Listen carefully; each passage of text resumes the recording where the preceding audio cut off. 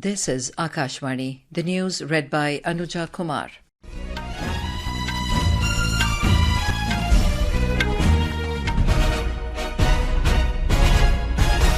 The Reserve Bank of India today decided to keep the policy rate unchanged for the ninth time in a row.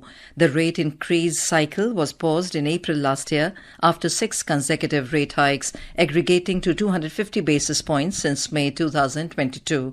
Announcing the third bi-monthly monetary policy for the current financial year, RBI Governor Shaktikant Das said the Monetary Policy Committee has decided to keep the repo rate unchanged at 6.5%.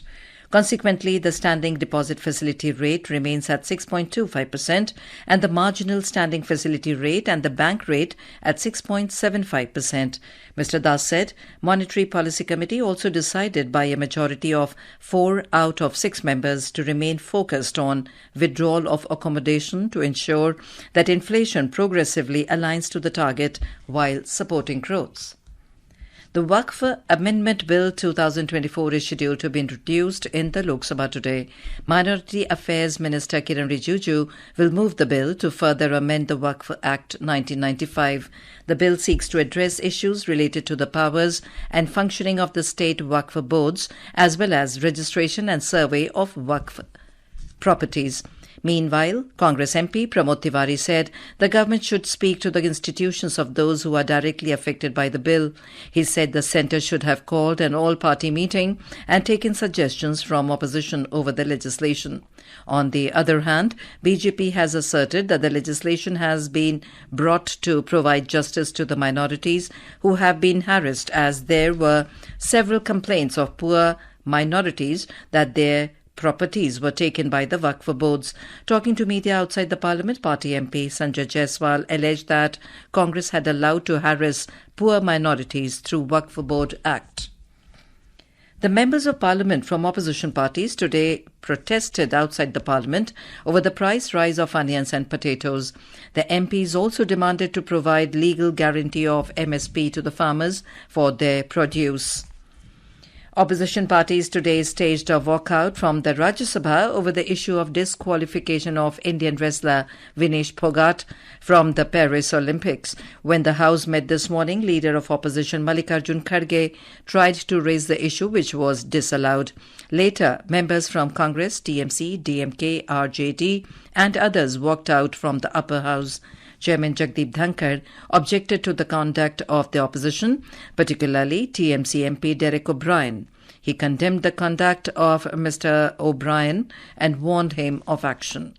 Prime Minister Narendra Modi and he himself is in pain over the disqualification of Vinesh Phogat, and politicizing it is a disrespect to the wrestler. The chairman added that the Haryana government has already announced that she will be provided all kinds of assistance like a medal winner. Leader of the House and Union Minister J.P. Nadda also condemned the conduct of the opposition. President Droupadi Murmu has said that education is a medium of social transformation and nation building. Addressing the New Zealand International Education Conference at Takina Wellington Convention Centre in Wellington today, the President said the Government of India has taken several steps to improve the quality of education in the country. Droupadi Murmu, who is on a 2-day state visit to New Zealand, reached capital Wellington early this morning. She was accorded the ceremonial welcome and a Royal Guard of Honour at the Government House. In Bangladesh, the interim government headed by Nobel Laureate Professor Muhammad Yunus will take oath tonight. Army Chief General Waka said this yesterday in a media address.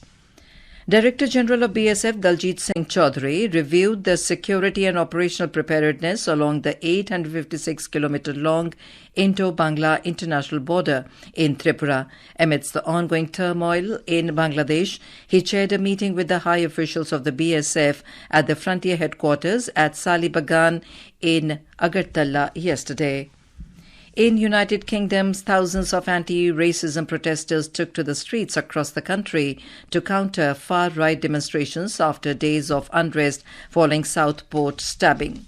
And with that, we end this news bulletin.